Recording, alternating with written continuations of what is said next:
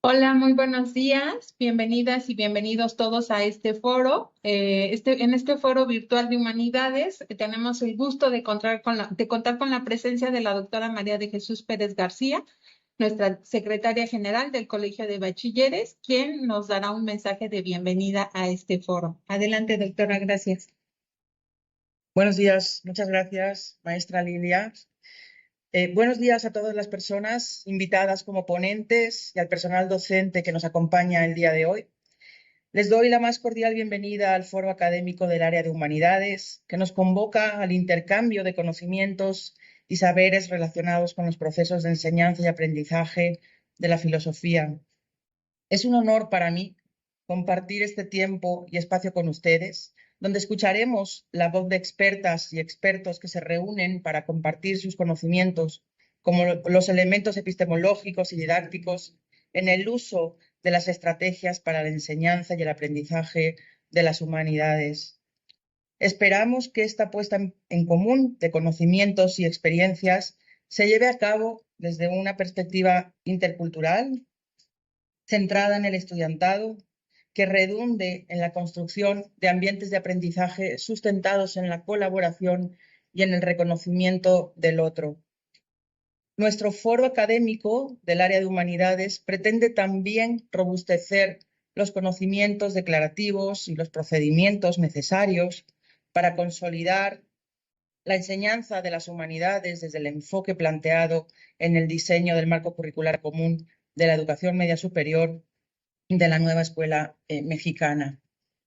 A lo largo de esta jornada conoceremos de primera mano la propuesta para la implementación de los nuevos programas de estudio, las unidades de aprendizaje curricular, del área de acceso al conocimiento de las humanidades, presentada por la Coordinación Sectorial de Fortalecimiento Académico, COSFAC. Además, personal docente compartirá el testimonio de investigaciones, conocimientos y prácticas que representan el esfuerzo individual y colectivo de la comunidad académica del Colegio de Bachilleres. Es importante recordar que la filosofía y las humanidades en general fomentan el pensamiento crítico y la capacidad para cuestionar y analizar ideas, creencias y argumentos. Sin duda, ello ayuda a las y a los estudiantes a desarrollar saberes que les permiten evaluar la información que reciben, tomar decisiones, enriquecer su vida intelectual, enfrentar los desafíos actuales y contribuir a una sociedad más reflexiva y ética. Este foro se celebra también para promover la difusión de conocimientos y saberes y para fomentar un diálogo constructivo que coadyuve a fortalecer el quehacer de las y los docentes del Colegio de Bachilleres. Es muy grato para mí declarar oficialmente inaugurado el Foro Académico del Área de Humanidades. Les deseo que tengan un aprendizaje significativo, que deje huella en su práctica. Gracias por compartir este espacio de vida y reflexión. Que tengamos una excelente jornada. Felicidades. Más minutitos. A continuación va a estar nuestro compañero Fernando Barajas Gómez. Él es docente del plantel 11 Iztacalco y la verdad es que ha sido un gran colaborador, ha estado con nosotros en diferentes funciones, ¿no? Ha estado participando, elaborando algunos libros, participando en la elaboración de programas de estudio, también en la parte de formación.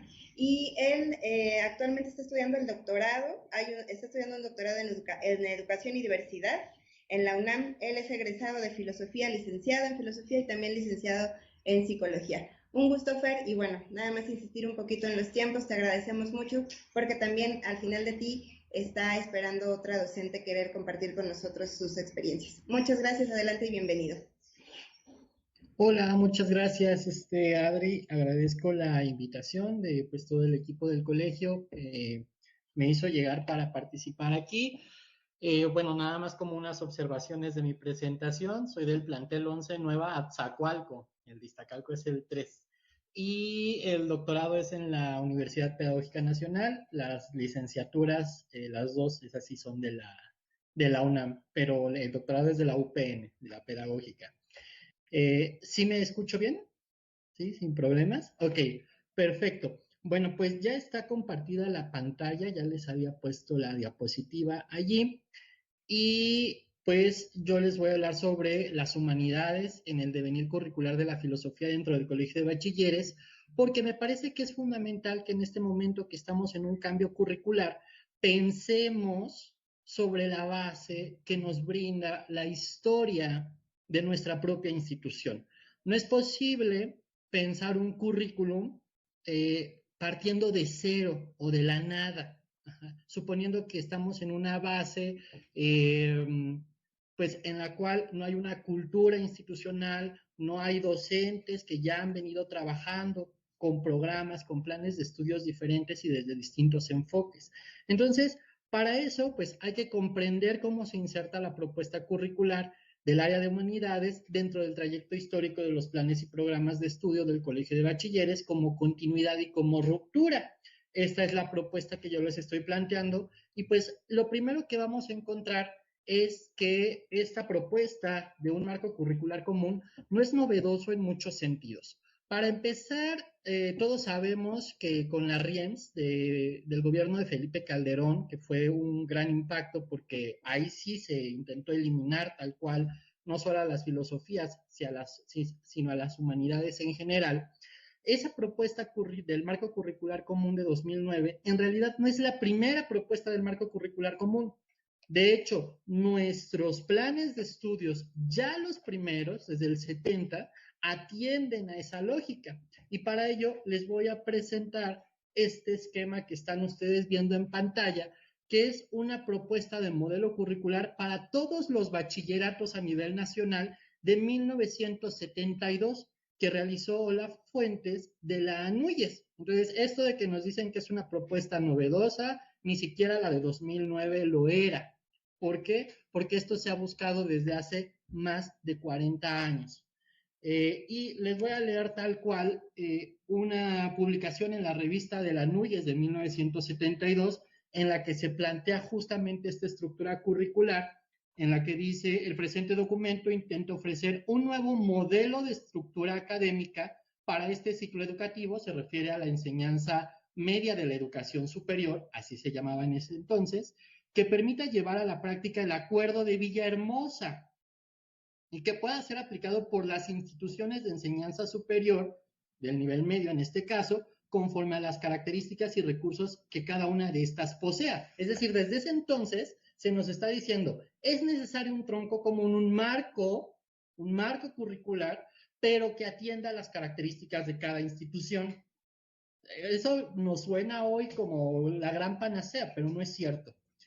Y si nos vamos al acuerdo de Villahermosa de 1971, dice tal cual, dentro de los objetivos, de las acciones acordadas para lograr los objetivos, número 1, coordinar los recursos objetivos del país y coordinar esfuerzos de las instituciones de enseñanza que, sin menoscabo de su identidad, crearán un sistema nacional de enseñanza con créditos académicos comunes. O sea, partamos de ahí. O sea, no podemos suponer que esto es un cambio radical tampoco. Por eso gran parte de los bachilleratos de nuestro país, que pertenecen hoy en día a la Subsecretaría de Educación Media Superior, aun cuando seamos descentralizados, tienen lo que llamamos la formación básica, la formación laboral y la formación la formación específica y aparte la paraescolar. ¿Sí? Tienen al menos estos 3 elementos. Y si nos damos cuenta, en esta propuesta de Olaf de 1972, pues es casi la calca que se va a hacer para el Colegio de Bachilleres, cuando surge en 1973 y luego pues entra en funciones en la Ciudad de México en 1974, primero entró en Chihuahua, y que poco a poco se va a constituir en el Sistema Nacional de Colegio de Bachilleres, porque eso también parece que se nos olvida, que durante muchos años el Colegio de Bachilleres funcionó como un sistema nacional, que luego en los 80s, por la entrada de ciertas reformas respecto a los organismos descentralizados, pues se fue fragmentando poco a poco. Entonces, creo que sí es muy importante que rescatemos todo esto, ¿no? De repente pareciera que, está hablando de reformas y que de las leyes y de propuestas, pero es fundamental que lo pongamos porque desde ahí hay que partir para establecer un currículum, no de la nada y no de ocurrencias, ¿no? Bien, entonces aquí tenemos la carga académica que ha tenido la filosofía a lo largo de esta trayectoria del colegio. Sabemos que durante muchos años, en primer, en segundo semestre, estuvo metodología de la investigación y filosofía en quinto y sexto semestre. Pero quiero que vean que en quinto y sexto semestre se propone seminario de filosofía. Ojo, incluso en la propuesta de Olaf, en la diapositiva anterior, a diferencia de las otras que decían asignatura, filosofía venía entre paréntesis como seminario. Esto es muy importante porque incluso en los programas de estudios de colegio de bachilleres de 1974 y 1976 se sostiene algo que ahorita vamos a ver en la siguiente diapositiva. Los dejo ahí con el cuestionamiento, con la pregunta, con la sorpresa, pero que va a ser muy importante para comprender cómo se inserta este nuevo marco en este trayecto. Con el paso de los años va habiendo transformaciones. Seminario de filosofía deja de ser seminario y se vuelve una asignatura tal cual, filosofía 1 y 2, y deja de ser metodología 1 y metodología 2 para ser métodos, que ya desde el nombre sí hay un cambio de enfoque, pero hasta el plan de estudios de 1992, siempre el área, digamos, de filosofía, la Academia de Filosofía, en sus inicios se llamaba Colegio de Filosofía, había tenido 12 horas. Con la entrada en 2009 de la RIEMS, después de toda la batalla que se da por la cuestión de la filosofía, se logran rescatar 10 horas. Se reducen 2, pero al menos no desaparecieron, ¿no? Digamos, eso fue como de lo perdido lo encontrado, dicen por ahí. Sin embargo, en 2014, a partir de un diagnóstico que elabora el Colegio de Bachilleres, y eso sí me parece digno de rescatar, el Colegio de Bachilleres hace un diagnóstico y dice, ¿por qué está incrementando el nivel de reprobación de los estudiantes? ¿Por qué no se están logrando las metas que se plantea el plan del 2009? ¿Por qué el índice de deserción? ¿No? Es decir, hay todo un fundamento por el cual se hace un análisis del currículo del 2009 y se plantea un ajuste en 2014. Ahí se hizo muy bien ese ajuste curricular porque parte de una realidad concreta, de la institución. No se impone, sino que parte de una realidad concreta. Ajá. En ese diagnóstico, bueno, se llega a la conclusión de que algunas cosas deben permanecer, otras deben modificarse y pasan a ser las asignaturas que todavía hasta hoy conocemos y algunas de ellas todavía están en vigencia, como introducción a la filosofía, ética, lógica y argumentación y problemas filosóficos en el área de formación básica, y que bueno, se van a transformar en esta propuesta de 2023 en Humanidades 1, 2 y 3 con un enfoque totalmente distinto, como ya se ha venido hablando, y en el área de formación específica, originalmente filosofía no tenía ninguna asignatura. En 2009 se crea Cultura Mexicana y Sociedad del Conocimiento 1 y 2 para quinto y sexto semestres, pero resulta que esta asignatura nace en coordinación con ciencias sociales. De hecho, si uno revisa los perfiles de profesores para su ingreso, es un perfil muy amplio en el cual hay sociólogos, historiadores del arte, incluso abogados, antropólogos, etcétera, y filósofos. Y luego, en el ajuste de 2014, que ya comentaba hace un momento, se cambia el nombre de Cultura Mexicana y Sociedad del Conocimiento a Interdisciplina Artística y se agrega Humanidades 1 y 2, que ahí es muy interesante, porque lo que hace Humanidades 1 y 2 es rescatar los programas de estudios de 1992 de Filosofía 1 y 2, que son historia de la filosofía. Entonces, nuestras asignaturas de Humanidades 1 y 2 de quinto y sexto semestre, que se llaman Humanidades, en realidad son historia de la filosofía, no nos mintamos, ¿no? Bueno, así fue como se ha ido construyendo el currículum. Ahora, ese currículum tiene implicaciones, como ya lo decía, en lo didáctico. Por eso es tan importante la teoría curricular y hacer un análisis curricular antes de cualquier planteamiento. Ajá. Ese análisis, esas implicaciones, digamos, en lo didáctico, las podemos encontrar en los enfoques o en apartados tal cual didácticos de cada uno de los programas de estudio.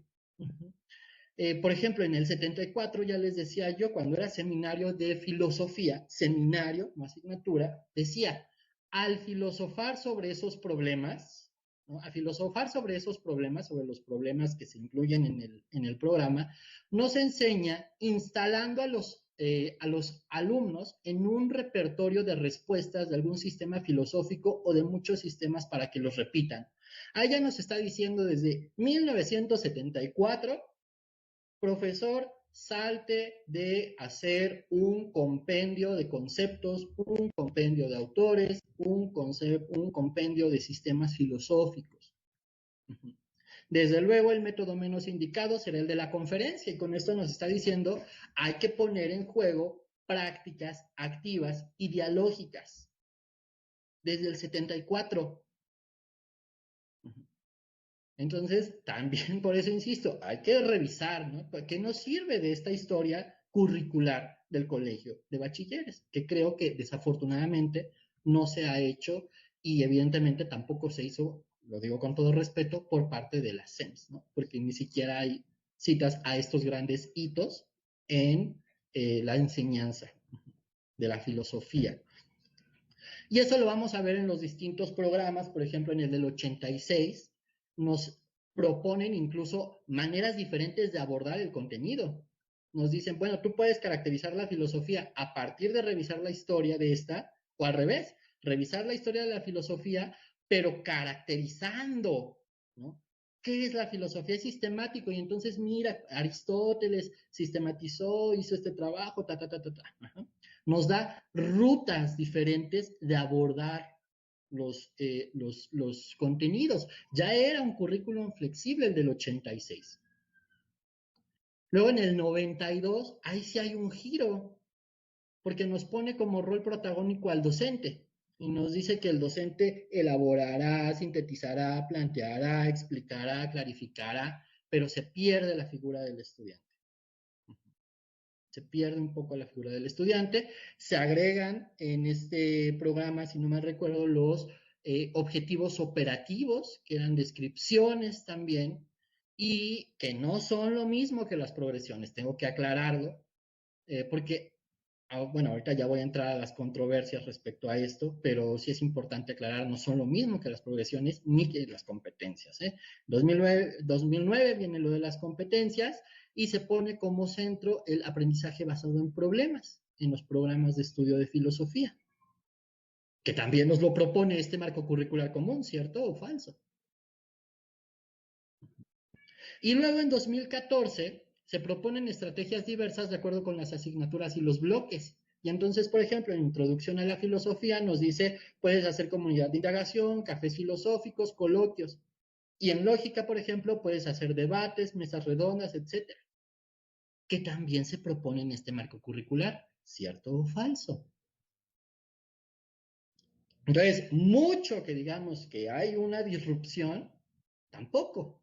Creo yo que el gran aporte de este marco curricular era en su momento, con las primeras versiones, la articulación de los elementos curriculares que tenía, que luego, ahorita voy a entrar a esa controversia, pareciera que se fue perdiendo, se fue diluyendo esa articulación entre elementos. En 2018, cuando se hace el ajuste del MEPEO, el modelo educativo para la educación obligatoria de aprendizajes clave, se propone partir de problemas situados y referidos a procesos dialógicos. Esto es interesante porque se recuperan los problemas situados que estaban en 2009, que se hablaba del aprendizaje situado, e incluso en cada corte de aprendizaje de filosofía se planteaba una posibilidad de problema situado para abordar. Entonces, fíjense qué interesante cuando uno va revisando este devenir del currículum de la filosofía en el colegio de bachilleres, por muy largo que suene, y mucho trabajo, porque esto es aventarse horas y horas y horas y horas revisando textos, trabajos y cosas demás, pero uno va encontrando un hilo conductor Y entonces ahí se da cuenta que se gana y que se pierde con las propuestas que se hacen, ¿no? Y también, pues, las fortalezas y los errores. Y entonces lo que vemos en estos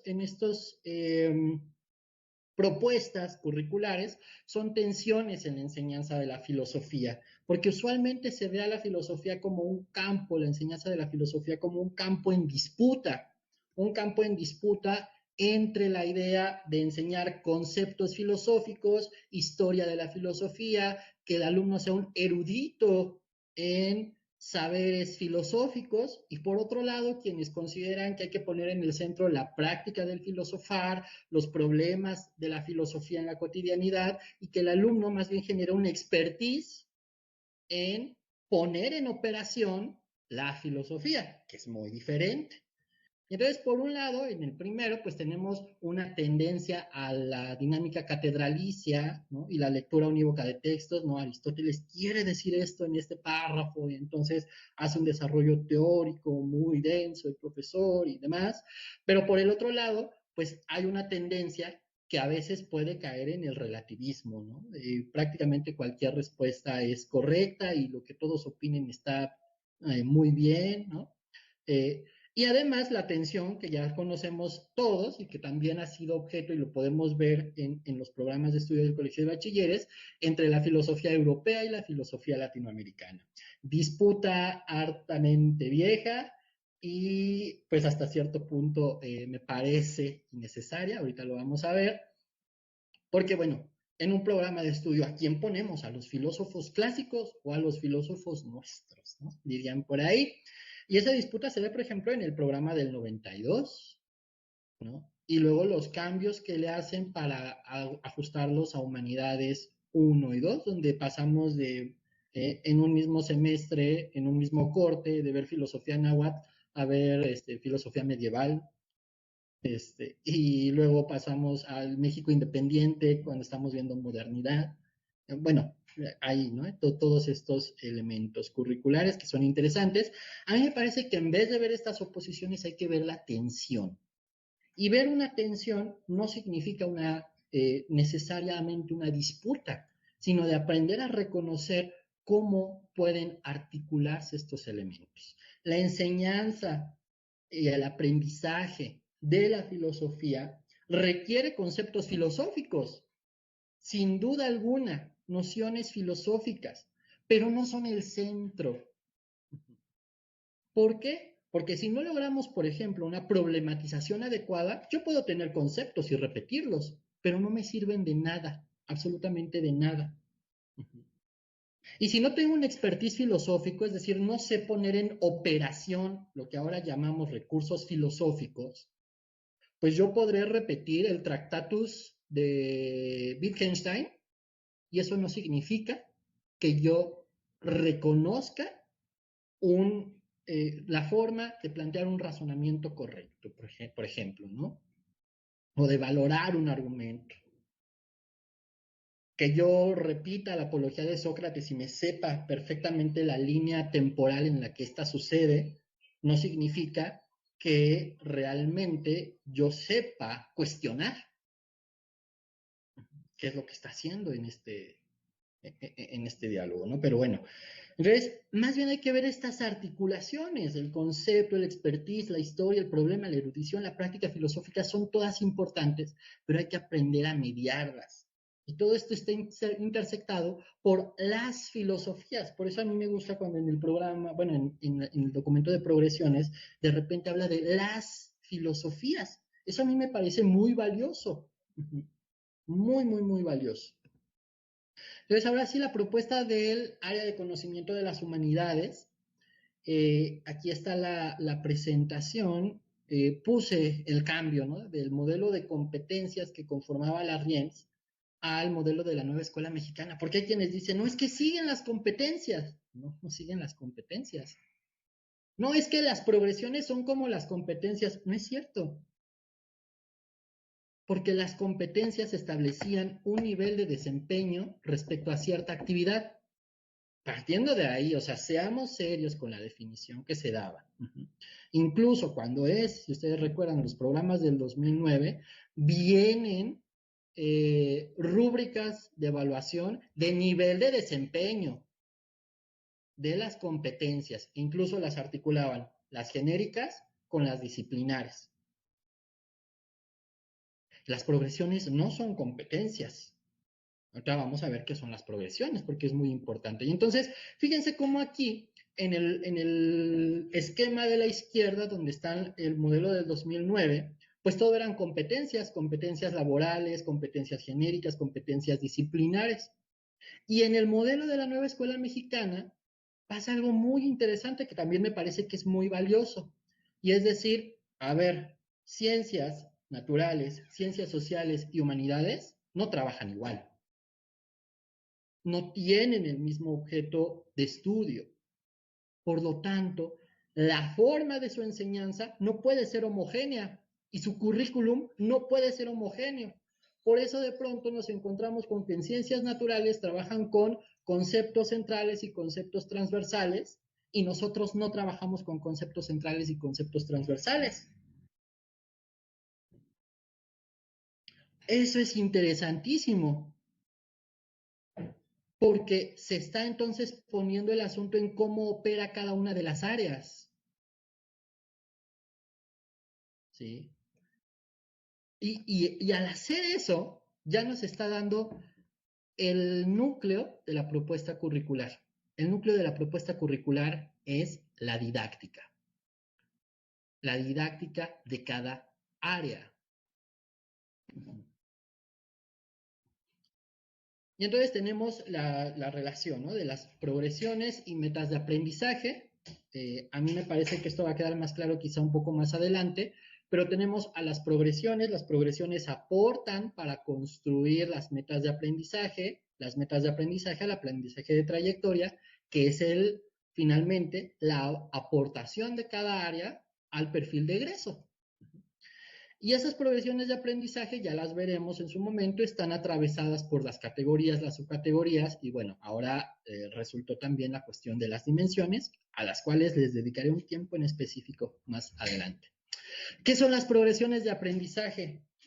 Bueno, en los mismos documentos que se han multicitado aquí, se definen como descripciones secuenciales del proceso de desarrollo y yo digo aquí, y apropiación del área de conocimiento. Son descripciones secuenciales de cómo el estudiante va poco a poco familiarizándose, profundizando en un área de conocimiento, no en un contenido, sino en el área en sí misma. Son unidades didácticas. Se basan en los recursos filosóficos, que son definidos a su vez como procesos, metodologías y prácticas empleadas en la tradición propiamente filosófica. Por ejemplo, bueno, están basadas en la mayéutica, la hermenéutica, el análisis lógico, etcétera, solo que aquí se destaca una serie de recursos filosóficos como la enunciación, la conversación dialógica, el análisis de discursos, que son propios para el grado que están cursando las y los estudiantes. Y tienen una función no solo de darnos la pauta didáctica, porque nos dicen qué se hace, cómo se hace, por qué se hace, para qué se hace cada cosa en esa progresión. Ahorita vamos a poner un ejemplo. Sino que además tienen una función de transversalidad. Aquí es importante también que regresemos a los documentos. La transversalidad es definida en el marco curricular común como una estrategia curricular. Antes de este marco curricular, se nos decía la transversalidad depende 100% del docente porque es una cuestión didáctica. Y entonces, para que sea transversal, la forma en la que abordas el currículum, sí o sí tienes que ver cómo trabajas con otra asignatura, con otra materia. Por eso digo que la propuesta, incluso yo insisto que la propuesta original me parecía todavía más potente que la última versión. Pero la definición sigue siendo la misma, es una estrategia curricular. Sí, el profesor idealmente tiene que trabajar de manera multi, inter y transdisciplinar, ¿sí? Pero ya el currículum es transversal. Ya el currículum es transversal. ¿Por qué? Porque dentro y fuera del área de las humanidades, hay progresiones que están interrelacionadas apoyándose en las categorías y las subcategorías. Incluso hace rato mencionaba la maestra Ana Laura, ¿no?, que no todas las progresiones deben considerarse en tal lógica. Y esa estrategia curricular permite una transversalidad en espiral que vamos a ver en un momento. Entonces, primer punto, son unidades didácticas y no son un temario. También eso hay que reconocerlo, ¿no? No es un temario la progresión de aprendizaje, sino que son descripciones. Por ejemplo, aquí pongo el caso de la progresión 1 y se hace el análisis, ¿no? A ver, está copiado tal cual, del documento la progresión y yo la fui acomodando en estos elementos. ¿Qué se pretende? El estudiante explora a partir de la pregunta ¿por qué estoy aquí? Eso es el qué. ¿Qué se hace? ¿Para qué se hace? Para que el estudiante se acerque a los saberes, recursos y prácticas y aplicaciones filosóficas. ¿Por qué se hace? ¿Por qué se hace esa pregunta? Porque la pregunta lo coloca en una situación de examinar su vida y le exige evaluar la experiencia colectiva que se lleva a cabo en el intercambio discursivo. Incluso nos pone una sugerencia didáctica de cómo podemos hacerlo. Respondiendo a la pregunta, ¿por qué estoy aquí? Los estudiantes entonces toman una posición y dan razones para sostener por qué responden así de esta manera a esa pregunta. Y pone incluso el ejemplo, ¿no? ¿Cómo funcionan las humanidades? Cuestionando qué se cuestiona en las humanidades. Todo para las humanidades, todo es cuestionable, incluso la afirmación de que todo se puede cuestionar. Ok. Ahora, en el programa del Colegio de Bachilleres se asociaron estas progresiones con metas específicas que permiten su concreción para la evaluación con instrumentos, por la cuestión de que finalmente no estamos exentos, desafortunadamente, de instrumentos estandarizados de evaluación.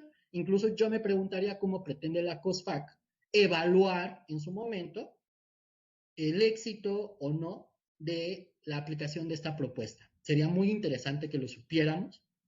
¿Por qué? Porque las metas de aprendizaje y los aprendizajes de trayectoria son muy buenos, a mí me encantan, me parecen ambiciosos, pero realizables. Pero sí digo, bueno, al momento de evaluar estas metas de aprendizaje y aprendizajes de trayectoria, pues yo creo que tendrá que ser con métodos cualitativos, entrevistas a profundidad e instrumentos que pues yo espero que dispongan de los recursos económicos y humanos para hacerlo, porque una prueba estandarizada no estaría dentro de la lógica del marco curricular común en el área de conocimiento de las humanidades. Punto. Y bueno, nos ofrece una bibliografía sugerida. En el caso del documento de la subsecretaría, yo ahí tengo una queja, así tal cual lo digo, porque originalmente venía como bibliografía, o bueno, decía obras y autores. Y ahora nos ponen bibliografía sugerida para el docente. Y a mí eso me parece un atentado contra la consideración del estudiante como un sujeto capaz de acceder a esos conocimientos. Durante mucho tiempo, incluso en los programas de estudio del Colegio de Bachilleres, se manejaba una bibliografía para el docente y una para el estudiante. Entonces, si no se aclara este punto, a mí me parece que se puede prestar a malas prácticas de decir, no leas a Aristóteles, ¿no?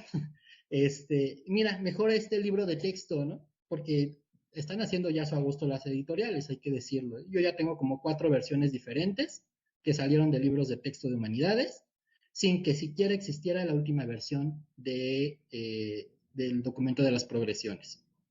Me parece grave. Se basan en los recursos filosóficos, ¿no? Por ejemplo, en ese mismo corte de Humanidades 1, ¿qué se pretende? Que el estudiante reconozca la experiencia de mismo. ¿Para qué? Para que se percate cómo se estructuran las vivencias desde la colectividad. ¿Por qué? Porque la manera en que se percibe y concibe a sí mismo, pues evidentemente parte de una estructura externa. Entonces, fíjense, hay un qué, un para qué y un por qué se hace eso. Es una unidad didáctica. ¿Qué se hace en el salón? El estudiante reconoce la experiencia de sí mismo. ¿Y cómo? Y ahí vienen los recursos filosóficos, en las mismas progresiones. Ciertamente es que nos dice que las progresiones son flexibles y el docente puede escoger, ¿no?, de toda una serie de recursos filosóficos que hay, aquellos que considere pertinentes. Y entonces dice, por ejemplo, analizando discursos clásicos y contemporáneos. El análisis del discurso ya es un recurso filosófico.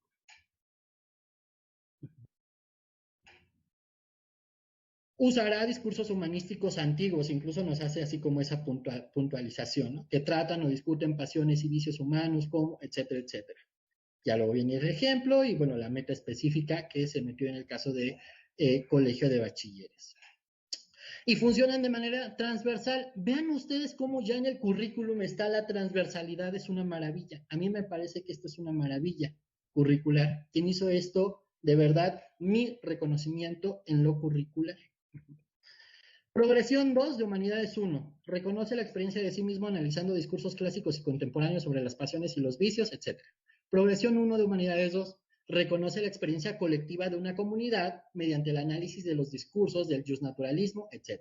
Progresión 1 de Humanidades 3. Reconoce la experiencia humana analizando discursos clásicos y contemporáneos. Vean ustedes la transversalidad. Número 1. Se pone en el centro el recurso filosófico del análisis del discurso, pero evidentemente no es con la misma complejidad en primer que en segundo que en tercer semestre. Y sin embargo, el estudiante ya tiene una trayectoria de haber usado ese recurso filosófico. Número 2. En los tres casos está hablando de la experiencia, la categoría, ¿no?, que hablábamos, que nos decían hace rato, la categoría. En los tres casos se está hablando de la experiencia, pero se está hablando de la experiencia desde un posicionamiento diferente, porque en primer semestre hablo de la experiencia de mí mismo, en segundo de mi colectividad, y en tercer semestre de la humanidad. ¿Por qué? Porque en tercer semestre se va a cuestionar la idea de humanidad. Es una crítica al antropocentrismo muy fuerte si uno analiza las progresiones. Vean cómo la transversalidad incluso ya está ahí. A mí por eso me parece que es una idea muy interesante, muy potente, más cuando uno lo ve ya en las articulaciones, como en esta diapositiva que están ustedes observando en pantalla. Entonces tenemos un abordaje general, perdón, aquí hubo un cambio de términos en la segunda edición del documento de progresiones. Ya no se llama temática general y temática específica, sino abordaje general y abordaje específico. El abordaje general es la experiencia de sí, es lo que atraviesa todo el semestre, a partir de una pregunta en la cual se profundiza en todo el semestre, es decir, tenemos todo un semestre para profundizar en una pregunta, lo que nunca nos habían dado, ¿no? Y que teníamos que ir corriendo con el programa de estudios porque no vemos nada en profundidad. No, aquí se profundiza. ¿Qué significa transformarse a sí mismo para transformar la sociedad? ¿Y cómo se abordan estas temáticas? A través de las progresiones, por supuesto. Ahí va el desarrollo secuencial de cómo el estudiante se va apropiando de las humanidades. Esas progresiones tienen lo que ahora se denomina componentes sugeridos, ¿no?, que eran preguntas, autores y referentes conceptuales, que ahorita voy a entrar en una crítica ya a la cuestión de las dimensiones, ¿eh? Pero desde un inicio ya había esa articulación. Entonces la progresión tiene esta libertad en la cual el docente, con la autonomía didáctica, determina la pertinencia de estos componentes sugeridos, ¿no?, que les llaman. A partir de esos elementos de la progresión surgen las metas específicas, que son, digamos, ya la concreción de aprendizajes particulares que son evaluables. Porque, insisto, no nos han dicho que nos vamos a salir de la lógica de la evaluación estandarizada, desafortunadamente. Si en la subsecretaría nos dicen, nos vamos a salir de la lógica de la evaluación estandarizada, con todo gusto yo creo que el colegio elimina las metas específicas. Luego, estas metas específicas nos garantizan en su conjunto lograr las metas de aprendizaje y las metas de aprendizaje, los aprendizajes de trayectoria. Vean cómo hay una articulación de lo particular, lo que sucede en el aula, en cada progresión, en cada avance, y se logra un perfil de egreso. Por eso yo decía, una de las cosas geniales de la propuesta es la articulación de los elementos curriculares, o era la articulación de los elementos curriculares. Porque tiene muchos retos la propuesta curricular, ya voy a ir cerrando. En lo cotidiano, institucionales, pero también en la coherencia curricular. Desafortunadamente, digo, nada es perfecto, todo es perfectible. Afortunadamente, desde el acuerdo secretarial se plantea una evaluación de esta propuesta y que se haga en algún momento las adecuaciones que se consideren pertinentes, y yo creo que ya hay que comenzar a pensar todo esto. En cuanto a las institucionales, pues evidentemente la premura para implementar los cambios curriculares. Y esa premura la vivimos en muchos niveles. Desde que sacaron el acuerdo secretarial de agosto del 22 y luego nos lo cambiaron en agosto del 23, justo antes de entrar a clases, y cuando ya teníamos programas del Colegio de Bachilleres trabajados, que todavía pues no han podido ser publicados por múltiples razones, entre ellas esta premura, insisto. Hay que considerar eso también, los tiempos en que se dio, que ahí afortunadamente creo que hubo una reflexión por parte de la subsecretaría, porque en el acuerdo secretarial dice que idealmente, bueno, pues ya va a entrar a operación hasta el siguiente año, pero que sí ya hay algunas instituciones que deben o pueden ir haciendo este tránsito, ¿no? Esto es muy importante porque a muchos compañeros los agarró pues al cuarto para la hora, ¿no? Y digo, sí es preocupante. Pobre divulgación a la comunidad, yo creo que una parte importante de el éxito o el fracaso que pueda tener una propuesta curricular es que tanto los docentes se apropian de ella. Como pueden ver, a mí me fascina la propuesta curricular, con todas las críticas que he hecho y que ahorita voy a hacer, pero me parece una propuesta increíble, muy buena, con algunos errores, por supuesto. Yo me la apropio, sí, estoy convencido de que ese es el camino. Pero si no hay una divulgación en la cual tú puedas ir con los docentes y dialogar esto y decirle por qué es una buena propuesta curricular, pues no la van a aceptar. Y es lo que estamos viendo, perdón, pero es lo que estamos viendo que sucede en planteles, ¿sí? Yo he escuchado comentarios, ¿no? Como estos que les mencionaba, ¿no? De las competencias son las progresiones y mejor seguimos con lo anterior, ¿no? Entonces, eso hay que considerarlo. A mí me gustaba mucho que en un inicio la propuesta era muy abierta y había mesas de diálogo, los coordinadores se abrían a que, ahora sí que a los jitomatazos, y de repente, de un tiempo para acá, pues pareciera que la propuesta se quedó trabajando en un escritorio y no hubo diálogo con los docentes. Entiendo que hubo diálogo con las asociaciones, con las organizaciones filosóficas, por este temor, a mi parecer, infundado de la desaparición de la filosofía, pero bueno, pues digamos, ya estamos en este momento, hay que ver cómo se puede remediar esta situación. Poco cuidado respecto a los recursos filosóficos que son el centro de las progresiones.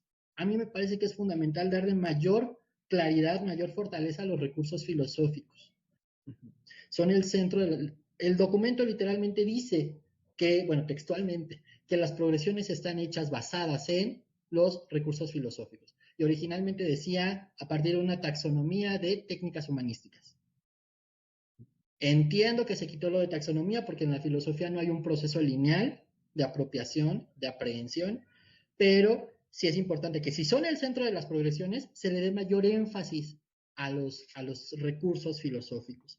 La organización del aula y bueno, en lo cotidiano, ya nos pasamos a las dificultades cotidianas, infraestructura, conectividad, organización del aula y hacinamiento. Porque sí es maravilloso hablar de pedagogías activas y de conversación dialógica, pero en un aula de 50 estudiantes, donde las mesas no las puedo mover porque ya le hice ruido al de abajo, porque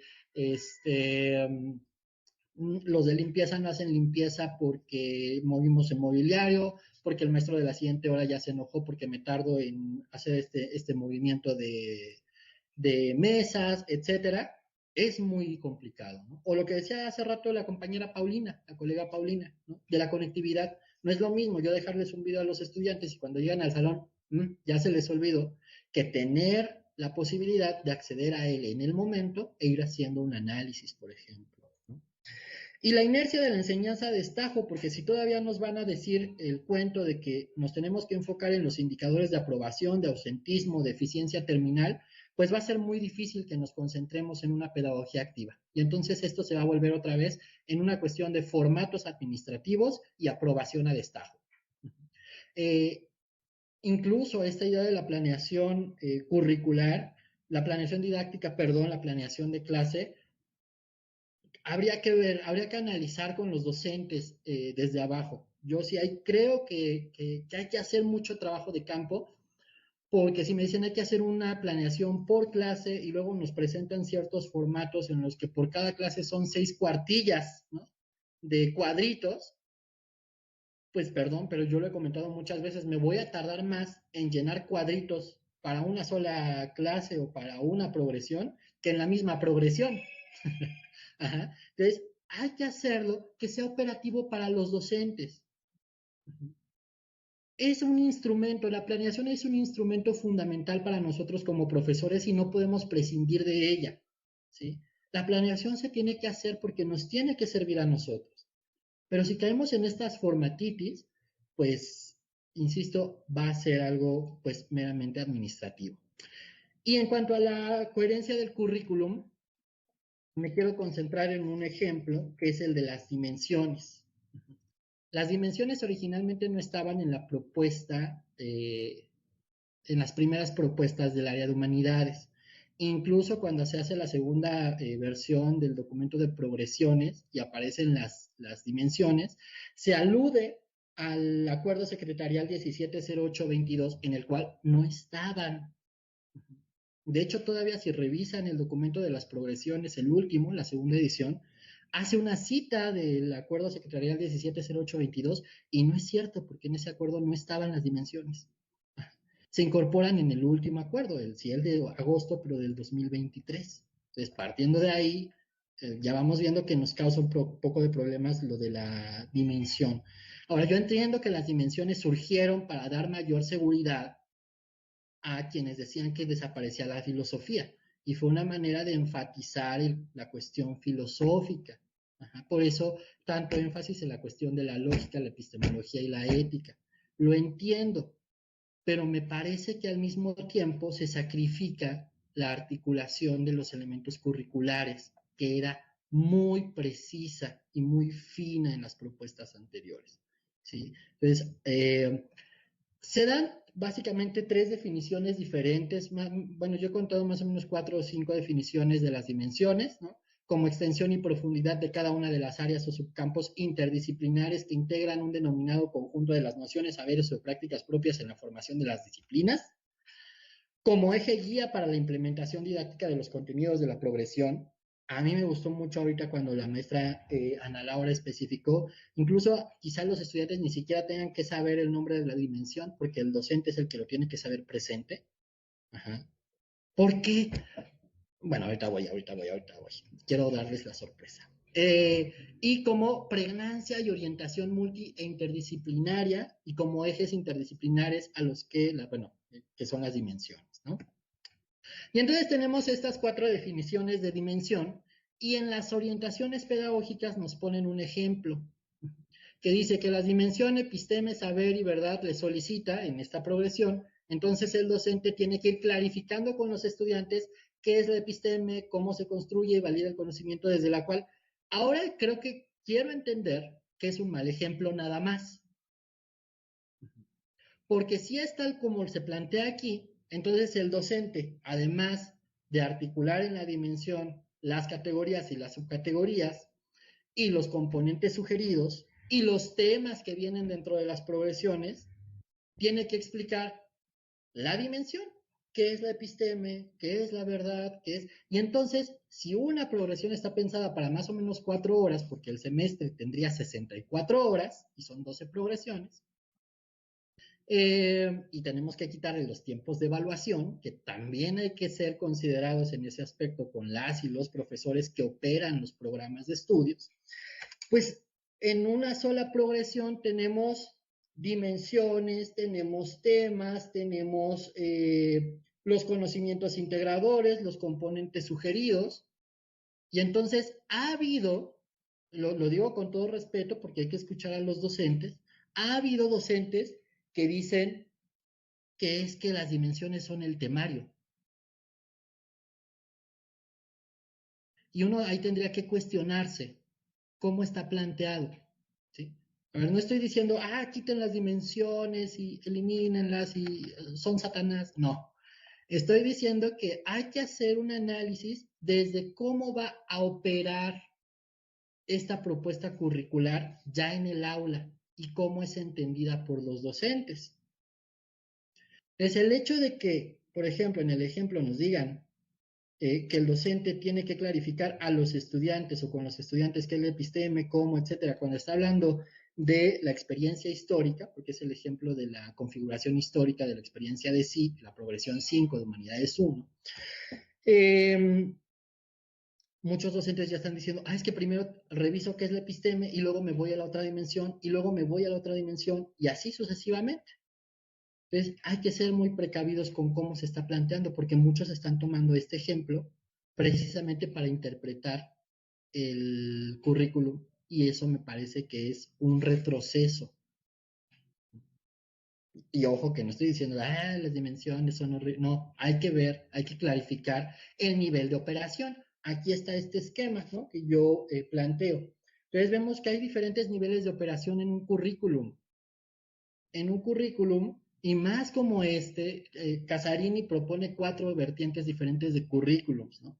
Desde el que está orientado a objetivos y es positivista, hasta el que ella considera que es un puente entre lo formal y la práctica. Es este último al que pertenece la propuesta del marco curricular común de la nueva escuela mexicana. Quiere ser un puente entre el documento, entre el currículum formal y la práctica, que es el currículum vivido.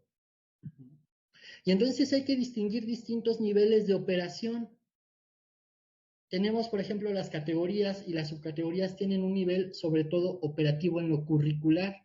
¿Por qué? Porque, por ejemplo, las subcategorías nos facilitan el trabajo multi, inter y transdisciplinar, ¿no? Si yo veo, por ejemplo, en las últimas progresiones de Humanidades 1, que está vida alienada como categoría, puedo articularlo con ciencias sociales.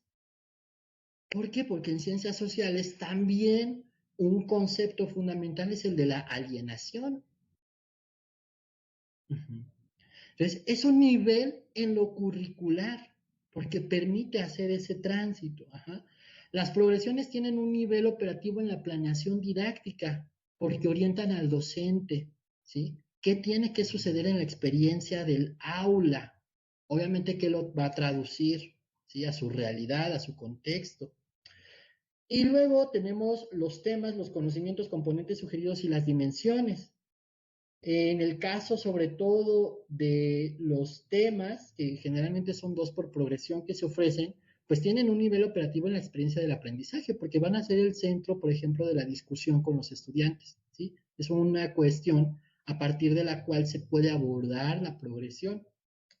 Pero luego le agregamos los componentes sugeridos, las dimensiones, que no tienen, sobre todo es a lo que voy, no tienen un nivel de operación claro. Muchos lo están pensando como que es el contenido, ¿no?, que debe abordarse. Otros lo están pensando, lo estamos pensando como vertientes desde las cuales se puede llegar a abordar esa progresión, ¿no? Tiene estos aspectos, estos elementos, ¿no? Yo entiendo, por ejemplo, que en la primera progresión, pues si nos ponen ahí que las funciones del lenguaje, pues ciertamente, ¿no?, no es el mismo tipo de lenguaje el que se utiliza en las ciencias naturales, en las ciencias experimentales, que el que se utiliza, por ejemplo, en las humanidades, que tiende a ser metalingüístico y tiende a ser poético. Y en el caso de las ciencias experimentales es sobre todo de carácter referencial. Y en el mítico, pues todavía más, ¿no?, de carácter poético, ¿sí? Entonces, ciertamente hay una dimensión, pero esto creo yo, y sí hay que puntualizar qué se pretende hacer con las dimensiones. Ahorita ya hubo algunas cosas interesantes, pero sí me parece que hay que clarificar todavía más la operatividad de las dimensiones, porque así como muchos están, insisto, diciendo que las progresiones son las competencias, pues hay quienes están diciendo que las dimensiones son el nuevo temario, ¿no? Y bueno, pues esa es mi aportación respecto a esto. Como podrán darse cuenta, pues hay mucho que decir. Yo no quise dejar las progresiones en cuestión de un minuto, porque creo que las progresiones son fundamentales, exprimirlas, exprimirlas, exprimirlas. Hay mucha riqueza en ellas. Yo invito a las y los profesores a que hagan una lectura muy cuidadosa, muy detenida de cada una de las progresiones, buscando todos estos elementos didácticos, el qué, el cómo, el para qué, el por qué, el componente conceptual que también tienen, para poderlo aterrizar al aula, que es lo más importante. Pues dicho esto, pueden observar ustedes que hay una cierta continuidad entre el devenir histórico del currículum del Colegio de Bachilleres, pero también hay ciertas rupturas, ¿no? Por ejemplo, ahora el centrarse en la didáctica pareciera que se estuviese recuperando la cuestión del 72, ya me están apurando con el tiempo, ya voy terminando, ahora sí, y pues les agradezco muchísimo su atención, la invitación, y pues si no hay más, me despido. Aquí está la bibliografía, es una bibliografía pues bastante amplia, sobre todo de los programas de estudios. Si alguien gusta, desea analizarlos, pues los tengo disponibles, se los puedo compartir, y además estoy por sacar un libro justamente sobre la filosofía en el Colegio de Bachilleres a 50 años de su creación, donde justamente se hace un desarrollo más minucioso de cada una de estas propuestas y se recuperan las publicaciones, además del Colegio de Bachilleres, incluyendo la ya extinta hace muchos años revista del Colegio de Bachilleres, que tuvo a participantes como Leopoldo Sea, como el doctor José Alfredo Torres y muchos otros que pues hoy sabemos quiénes son, pero iniciaron algunas de sus publicaciones en la revista del Colegio de Bachilleres, indexada y académica. Que tengan muy bonito día. Muchas gracias a todas y a todos. Muchas gracias, maestro Fernando. Oigan, pues todo muy interesante. Ya llevamos bastante tiempo en esto, pero no me parece menor poder tener estos espacios, sobre todo de encuentro para cada uno de nosotros. Es importante ser escuchados y escuchar sobre todo a los otros, ¿no? Y esta implementación de este nuevo marco, pues no es menor, es un gran reto para nosotros como docentes frente al grupo poder instrumentarlo, ¿no? Sin duda son muchos los elementos que rodean esta propuesta y aterrizar